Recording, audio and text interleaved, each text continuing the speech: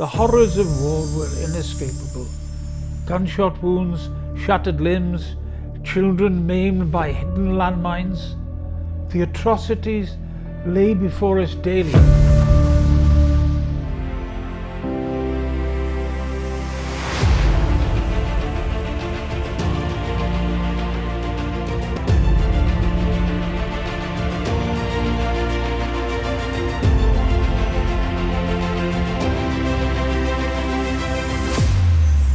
Hello friends, welcome back to another episode of DocWales Diaries.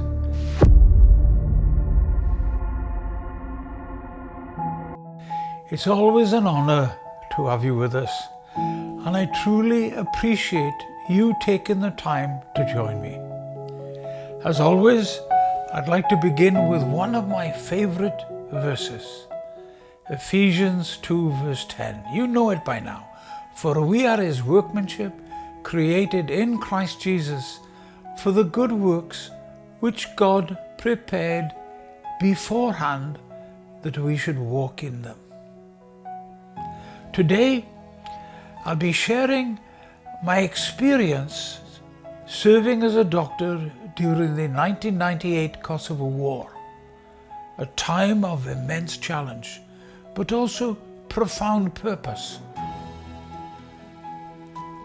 The Kosovo War began on February the 28th, 1998 and raged on until June the 11th, 1999.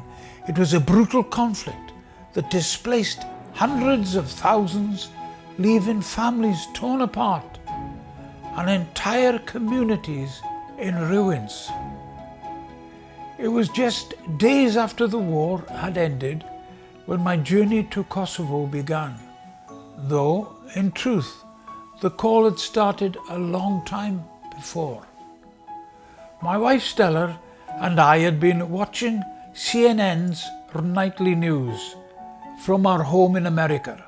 The screen was filled with heartbreaking images, families returning to their war-ravaged homes, their entire lives loaded onto horse-drawn carts and tractor trailers.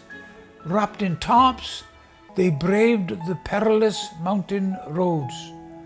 Their journey made even more treacherous by the fierce summer storms that battered that part of Europe. Stella, usually quiet during the news, turned to me, her voice heavy with emotion. "Shouldn't you do something?" she asked.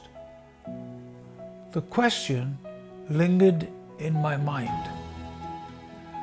The next morning, while making my early hospital rounds, the challenge came again, this time from my dear friend Rob Arnold. Bob was the senior nurse on the medical floor, a man of deep faith and widely respected as the most caring and competent nurse in the hospital.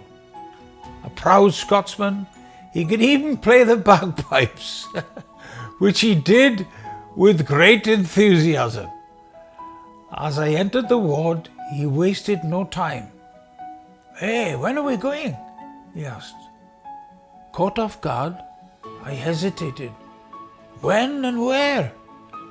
"To Kosovo," he said matter-of-factly. I laughed, nervously. "Bob, I know nothing about nothing. Hey, let's pray about it. Stella asked me the same question last night." Later that morning, I stopped by the doctor's lounge for a cup of coffee. As I glanced at the notice board, a new sign caught my eye. "Any nurse or doctor willing to aid the refugees in Kosovo, please contact this Texas telephone number." I felt a chill run through me. 3 times in less than 24 hours, the same call had come. I dialed the number. A voice on the other end answered, and within minutes it was decided I would go. and if Bob could get leave from the hospital, he would come too. I walked back to the medical floor and found Bob. "Kosovo," I said, grinning. "We have our flights covered and the hospital has agreed to let you go for several weeks. And we fly out in 4 days from Logan Airport in Boston, through Rome and on to Tirana, Albania." Bob's face lit up. Apparently his wife Linda had seen the same news report and, just like Stella, had told him, "You need to do something." At that moment, I was reminded of David's words in Psalm 31 and verse 15. "My times are in your hands." This was our time to answer the call, our time to experience obedience. The Kosovo War was marked by a brutal campaign of terror and expulsion carried out by Yugoslav forces against Kosovar Albanians. This systematic operation, commonly referred to as ethnic cleansing, aimed to drive out the Albanian population, dismantle their society, and ensure that they could never return. The scale of the devastation was staggering. According to various estimates, between 7,000 and 9,000 people were killed, with the US Department of State later citing a figure of 10,000 deaths as a primary justification for military intervention. The New York Times reported that around 800,000 Kosovar Albanians fled their homes, forced to seek refuge in neighboring countries. NATO's response was defined by a simple but resolute goal: Serbs out, peacekeepers in, refugees back. The strategy was clear. Yugoslav forces had to withdraw. International peacekeepers would take their place, and Albanian families would be able to return home. Yet, the humanitarian crisis extended far beyond those who had fled. An estimated 250,000 displaced Albanians were still trapped, many of them hiding in forests, lacking food, shelter, and warm clothing as winter loomed. Those who had escaped to the mountains of Albania faced harsh summer storms and relentless high winds. By the end of the war in June 1999, more than 1.2 million Kosovo Albanians had been displaced. In the months that followed, hundreds of thousands made the long journey back home. By November, the United Nations High Commission for Refugees, UNHCR, reported that out of 1,108,000 registered refugees, 848,000 had returned. But the violence had not only displaced Albanians, the conflict also triggered an exodus of minorities. 1991 Yugoslav census recorded a population of nearly 2 million in Kosovo, including 194,000 Serbs, 400 Romani, and 20,000 Montenegrins. By the war's end, 200,000 Serbs and thousands of Roma had fled, many forced out as revenge attacks escalated. Serbian homes were burned, and historic Orthodox churches and monasteries were destroyed. The Yugoslav Red Cross registered 247,000 Serbian refugees by November the 26th, 1998. Within 7 weeks of Yugoslav and Serbian forces' withdrawal, over 164,000 Serbs had left Kosovo, fearing for their lives. Amid this intense suffering, Bob and I prepared to join a medical relief team. Our mission was clear: to provide care and support for the returning refugees, those who had lost everything but still clung to hope. A mid-air emergency. Bob and I had barely settled into our seats when our medical skills were suddenly put to the test. We had just left Boston, flying over the Bay of Fundy between Maine and Nova Scotia, when a call came over the loudspeaker. If there is a doctor or nurse on board, please come to the first class cabin. Bob and I exchanged a quick glance and sprang into action. As we made our way forward, the flight attendants ushered us to an elderly man, slumped motionless in his seat. His face was pale, his breathing shallow. Without hesitation, we repositioned him on the floor of the aircraft, cleared his airway, and administered oxygen from a portable unit. For a tense moment, I considered whether CPR would be necessary. But as we monitored his vitals, it became clear he had dangerously low heart rate, bradycardia, with a pulse rate of fewer than 40 beats per minute. His blood pressure was alarmingly low.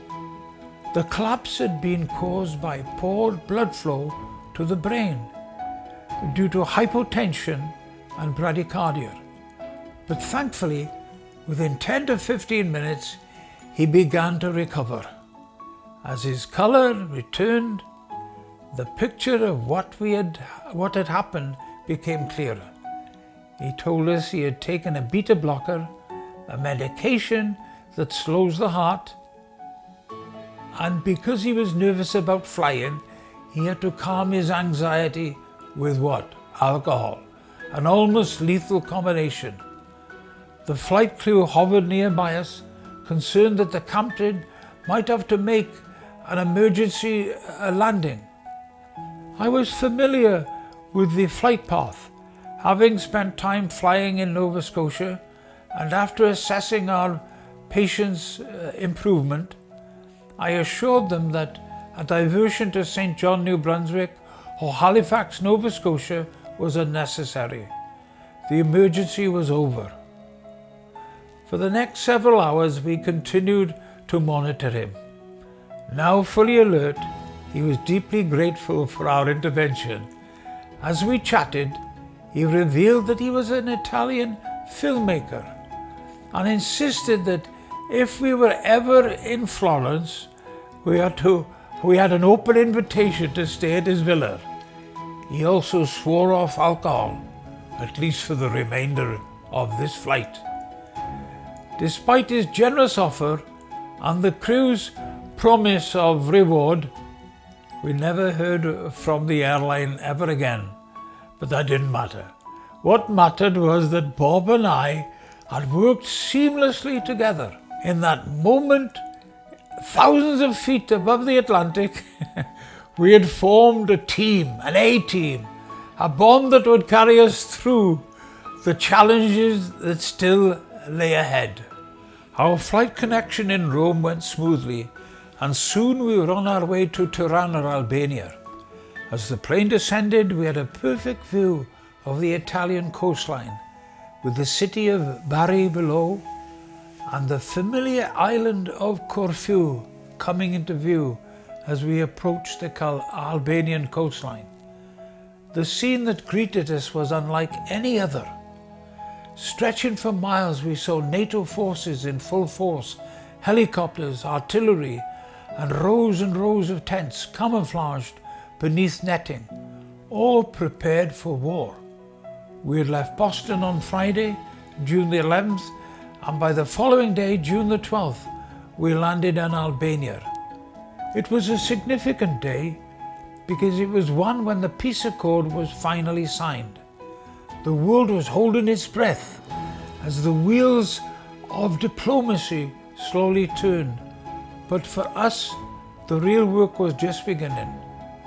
We quickly joined our medical team, ready for whatever lay ahead. And on Sunday, June the 13th, Bob, a devout member of the Greek Orthodox Church, invited me to attend a service with him at a very large church in Tirana. There we met the minister who had studied in Lancaster, Pennsylvania. The church was richly adorned with icons, each one a window to heaven, as Bob described. These vivid depictions of biblical truths were essential in a community with little formal education, offering believers a way to connect to their faith through the images they could understand. The Stations of the Cross, the saints and the angels painted a visual narrative that spoke directly to the heart. The next day, Monday, June the 14th, we set off for Kukës, a town right on the border between Albania and Kosovo. The journey took us through the treacherous, mountainous terrain of Puka, an area controlled by the Kosovo Liberation Army, the KLA, who were leading the resistance against the Serb forces. Our guide warned us that in Puka, it was a place best to be avoided, as the region was notorious for harboring criminals in the midst of the ongoing conflict. Every road we traveled felt uncertain, and every mountain pass seemed to whisper stories of the tension that gripped the whole region. Kukës was the border town that we went to, and it was overflowing with refugees. The peace treaty had only been signed 2 days before, and now the people there were desperate to return home to Kosovo. The roads were packed with people, some riding on horse-drawn carts, others huddled beneath tarps on tractors-drawn wagons. Motorbikes wove in between the cars and the buses, each vehicle burdened with families and whatever belongings they had left. Tent villages hastily erected in the chaos of war were being just as hastily dismantled. Each day, hundreds more refugees arrived, having braved the treacherous mountain paths. They survived encounters with bandits. They'd evaded the deadly aim of Serbian sharpshooters. The border posts were chaotic, the guards overwhelmed, barely able to process the flood of humanity. Pressing forward as they were, we set up bases in Kukës, housed in cold grey Russian-built apartment blocks. The facilities were crude. Open drainage ran down the outer walls, filling the air with damp, acrid stench. Satellite dishes clustered on the rooftops like a malignant fungus, as though trying to claw their way to the sky. Our mission was clear: assess the medical needs of the refugees. But with so much movement and uncertainty, Bob and I, along with our team leaders' approval, we decided to go where the need was the greatest: the mountain passes, where refugees streamed through, weary and wounded. The mountains were unforgiving, the roads battered by relentless rain, and they were pockmarked with deep craters, while howling winds turned each journey into a battle against the elements. But I'll never forget the sight of an elderly man, his bent back with age, filling potholes with gravel as the rain lashed down around him. He worked in silence. His only concern was that those travelling behind him might have a smoother passage home. We set up a makeshift village, a first aid tent and a separate one to serve as our living quarters.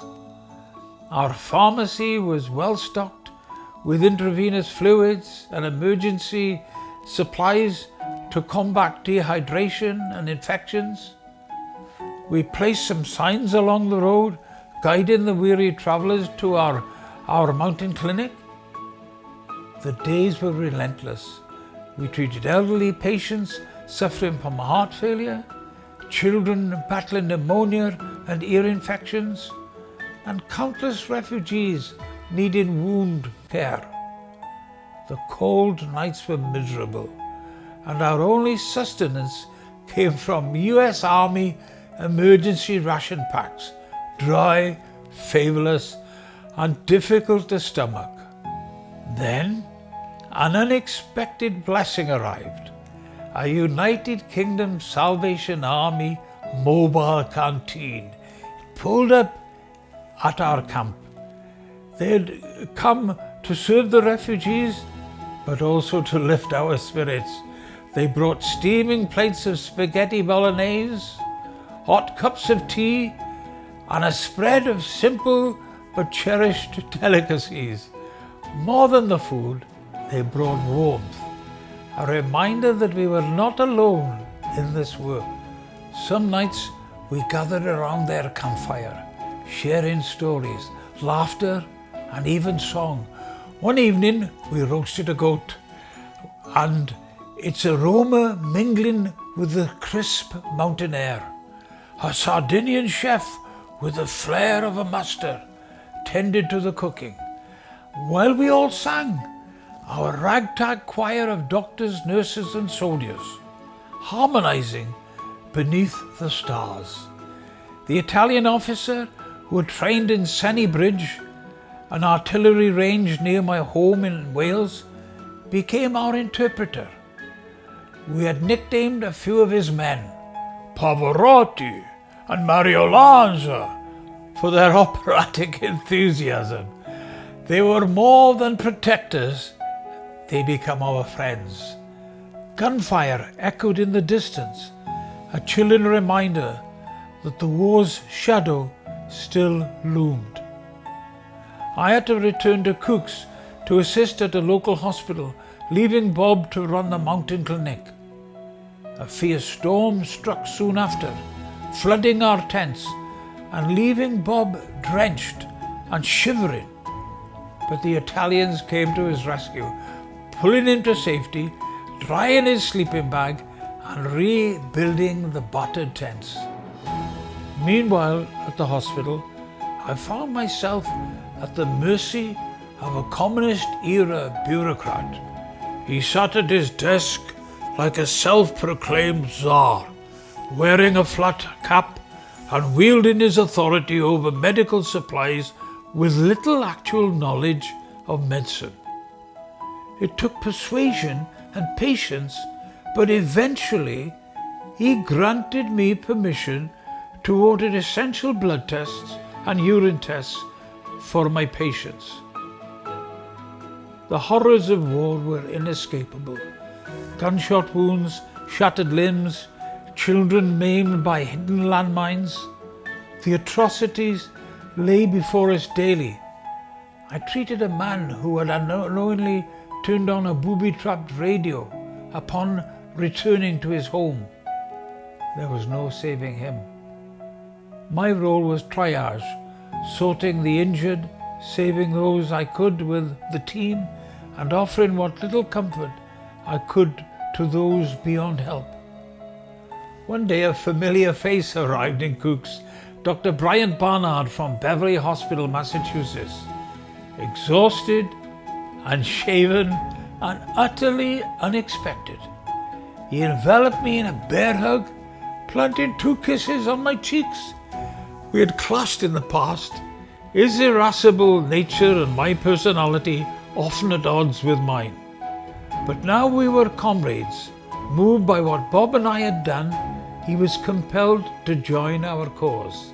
As the number of refugees passing through the mountains dwindled, we dismantled our base and prepared for our next mission, escorting a team of Kosovan medics back to Pristina, the capital. The journey was perilous.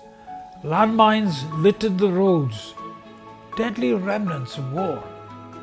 And before departure, we had attended a United Nations landmine briefing, a grim lesson in survival. Our convoy was given priority at the border thanks to a mysterious figure among us, a man I suspected to be a double agent, known both to the Serbians and the Kosovo guards. When we reached the checkpoint, he simply raised his bandaged left arm. The border guards exchanged glances, saluted, and lifted the barrier. We were through. Leading our procession were German panzer tanks, their steel frames towering above us, escorting us through the post-war German-monitored zone. TV trucks and reporters trailed behind. They were documenting our passage as we drove deeper into Kosovo. The devastation became starkly apparent. Serbian villages stood untouched, their homes and streets intact. But the Muslim Kosovan villages were nothing more than smouldering ruins, obliterated by the relentless shelling. At one village we witnessed a tense standoff. British SAS soldiers, hardened from their time in Northern Ireland, were disarming a group of Kosovans, likely members of the KLA, the Free Kosovo Army. The men were reluctant to surrender their weapons, their distrust of foreign peacekeepers palpable. SAS snipers positioned themselves on rooftops and in doorways, their watchful eyes ensuring the disarmament proceeded without bloodshed. This was the landscape we had entered, a land scarred by war, its people haunted by loss, but amid the destruction there was hope. The refugees were returning home and we were there to help them rebuild, to offer what little aid we could, and to remind them that even in the darkest times, humanity endures. Thank you for taking time to listen to me. Next time I will continue sharing our experiences in Kosovo, serving as a doctor in the aftermath of the Civil War. Through every trial and every journey, we have seen God's faithfulness at work. May His love continue to guide us as we serve those in need. God bless you, DocWales.